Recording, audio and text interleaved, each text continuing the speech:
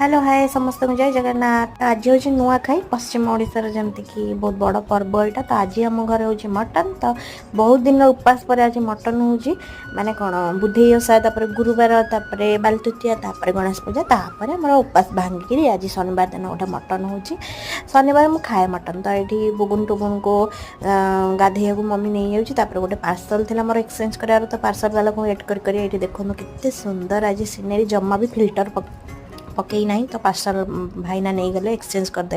तो तापर मो स्वामी कॉल आसला देन स्वामी सहित वीडियो कॉल मस्ती मजाक करदेली। स्वामी बहुत मिस कर मटन झोल हो जाता आमर भात मटन झोल पिज सहित टिके दला दली लंका खटा टे दला दली कर खाईदेली। ये खाई देखो टेस्ट कर मम्मी कहला केमती लगुच मतलब बढ़िया लगुच।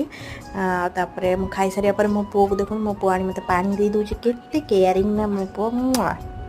तो से खुशी में फ्लांकेज करदेली। नमस्कार।